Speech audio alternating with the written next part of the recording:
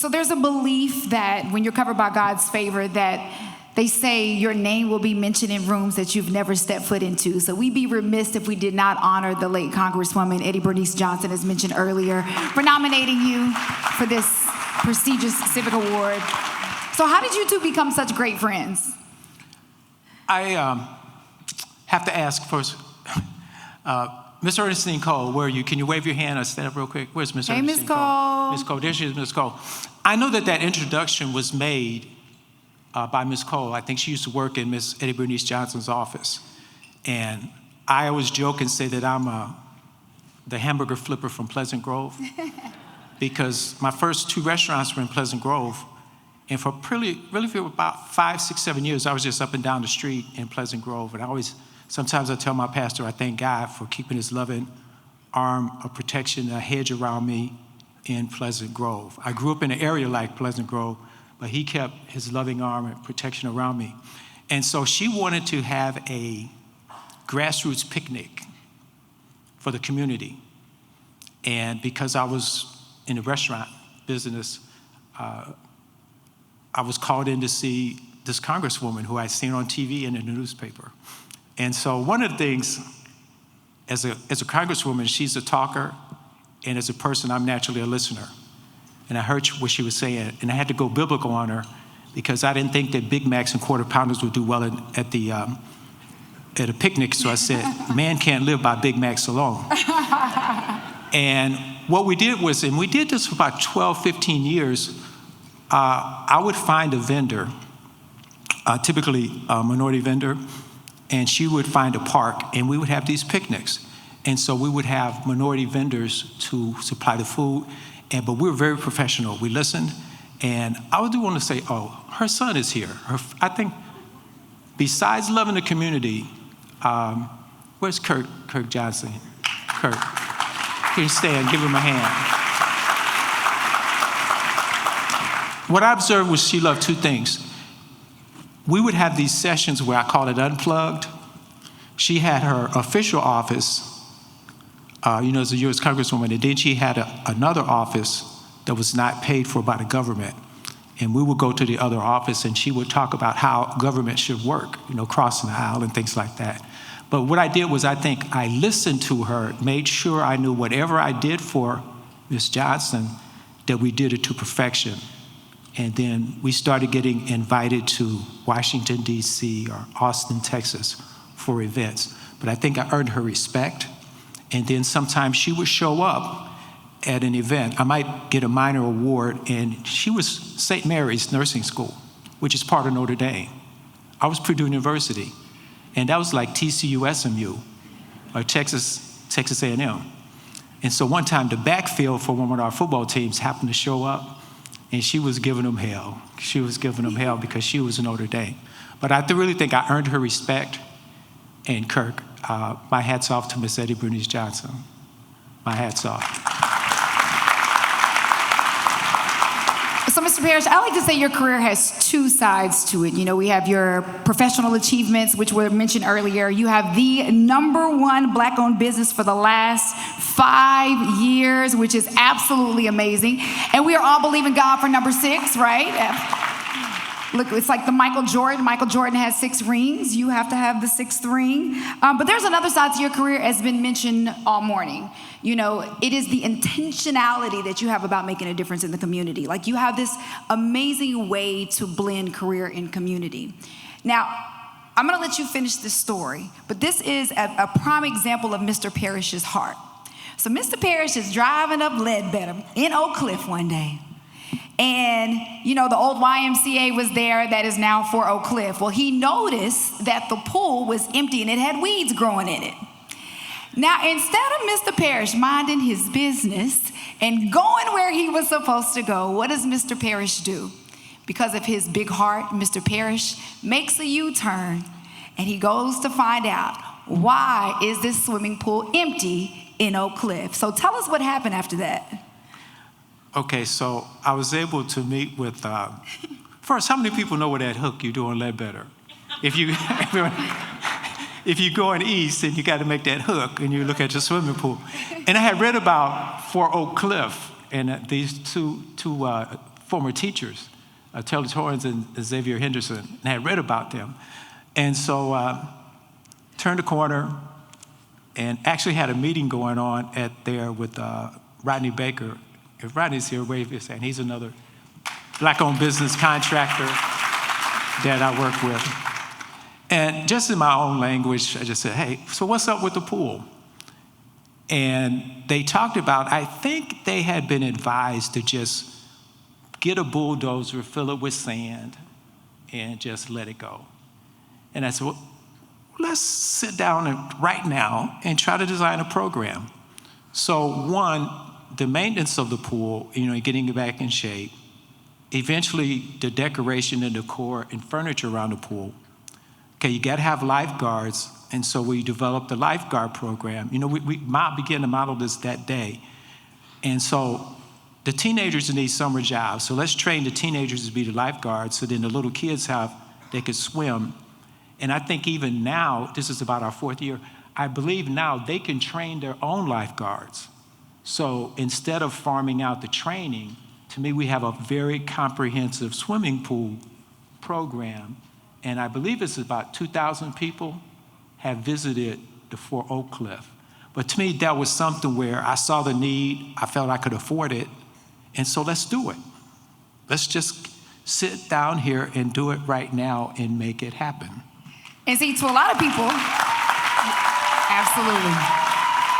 To many, they will look at a pool and say, what's the big deal about having a pool? But in that community, especially in minority communities, our kids are looking for things to do over the summertime. So it's the pool that keeps on giving because there's jobs, because the pool is now open. So there's a form of entertainment with that, Mr. Parrish. Yeah, and I believe I've got a project with pools, swimming pools. I'm going to tie in something. I read an article by Councilwoman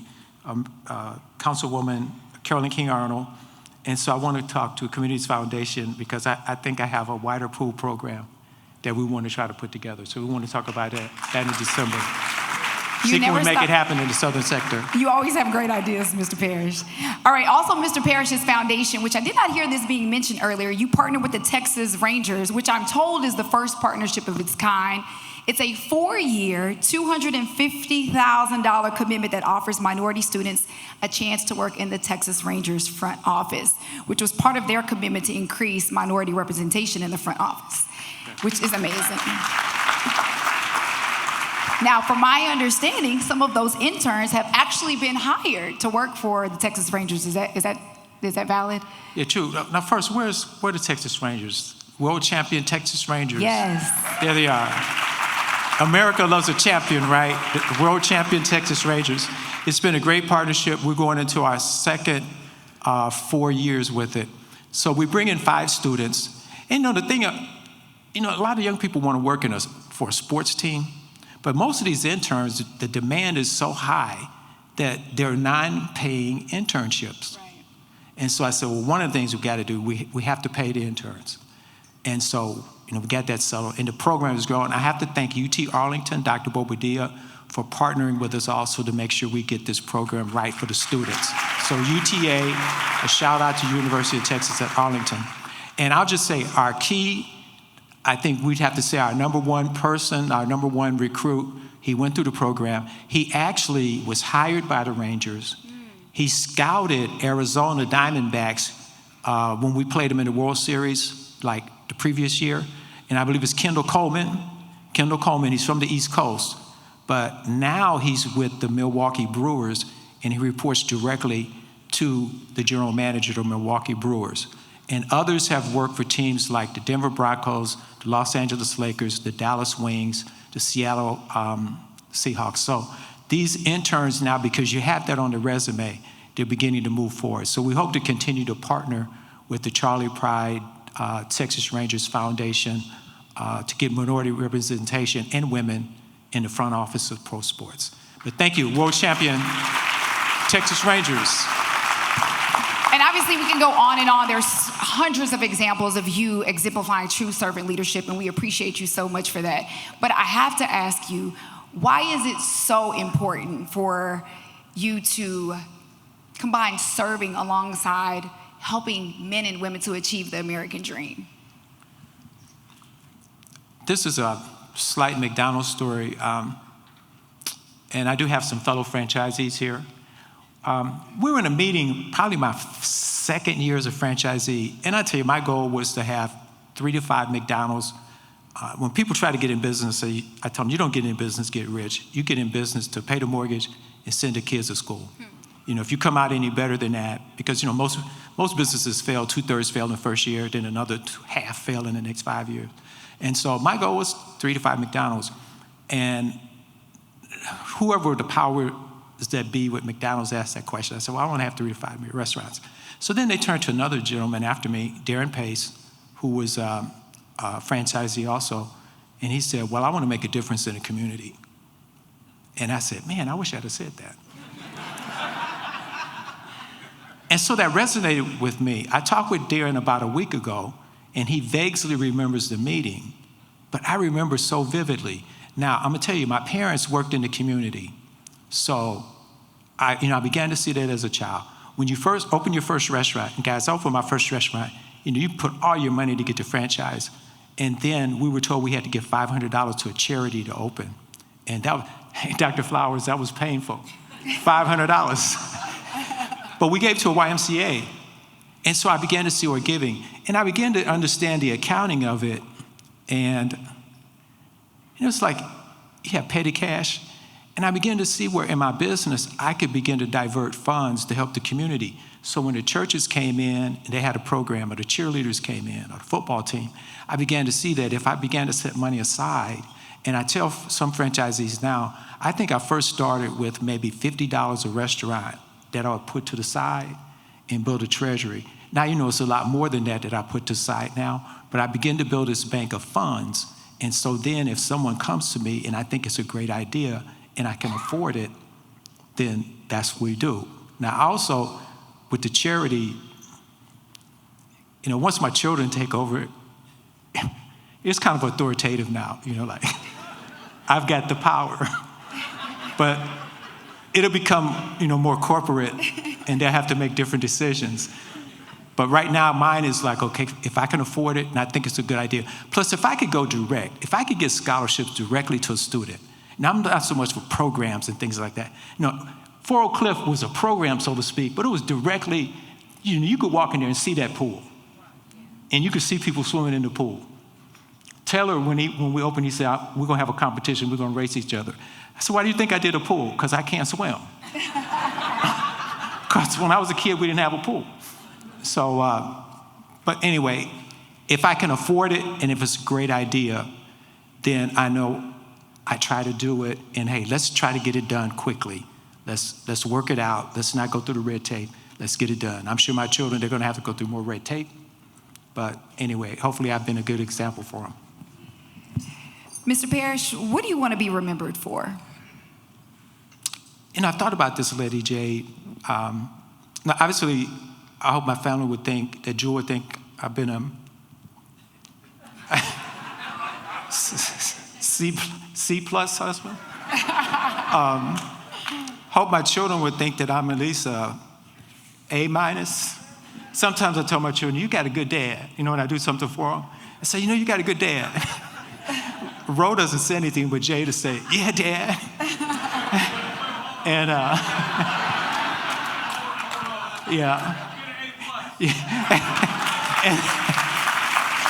He just received the A+, everyone. And Wesley's out there somewhere. Wesley kind of just looks at me and smiles. So, but I hope that they'll think that I was a good father and a good mentor. And I don't know if little Jordan is here, my grandbaby. We got one coming. And I touch Jade's stomach every time I see her. So we hope number 2 is coming. Is my grandbaby out there? If you are, stand up and wave your hand. Yeah. Wave your hand. There you go. Grandbaby number 1, Jordan. Much love, babe. You got a good granddad. So I hope that my family thinks that I was a good father. And this now becomes the city of Dallas. That they would say, yeah, he was a pretty good businessman, but he did make a difference. And so, guys, sometimes I think about it. I don't know how, long life is, But sometimes I look at the Library of Purdue, the school at Fisk. We have the hospital named after my parents in Uganda, the Parrish Park that happened here. And sometimes I say, God, is God let me see these things? I hope I'm around a while. But I hope that people will look at those and say, you know what, he did some good things. He made a difference in people's lives.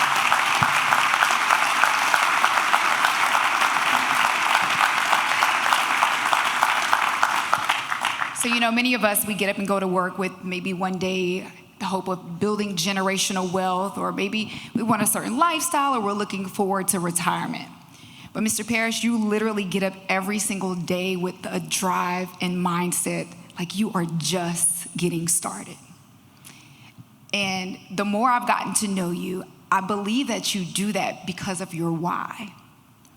Now, your why story actually made me rethink my why, because I realized that my why had to be bigger than me, and it couldn't be about me.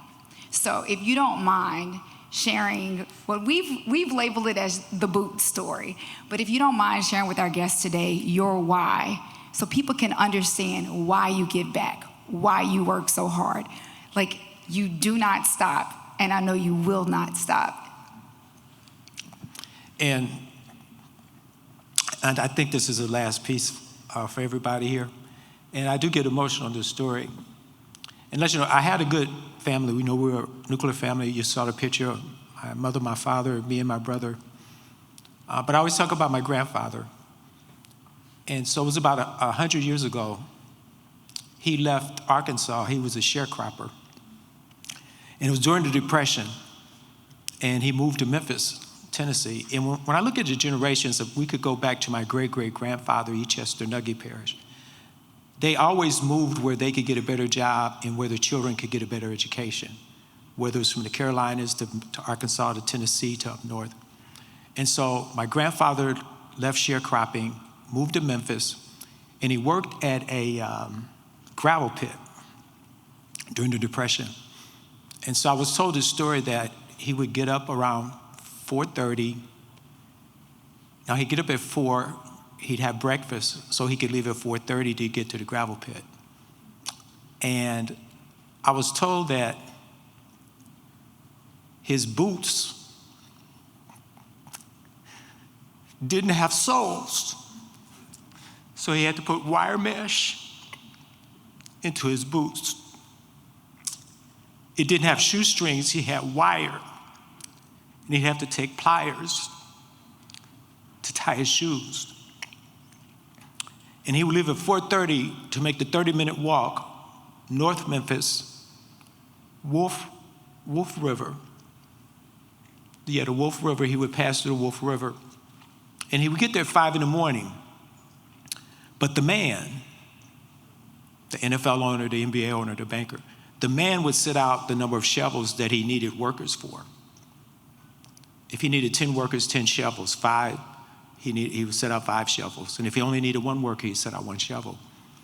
And I was told my grandfather would get there at 5 because he would be the first in line. So if the man only needed 1 person, he would get the shovel. He could work.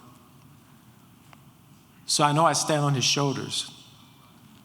And the importance of scholarship and education, he eventually bought books and taught himself how to be a carpenter. And someone found one of his old business cards. So I have a replica of his business card back in 1930s. So by the 30s, he was a contractor. But that drive, he could have said, I'm not going to walk over the Wolf River, in bare feet. But he put the wire mesh, got the pliers, tied his shoes, got there an hour early. And so I stand on his shoulders. And I thank him for that.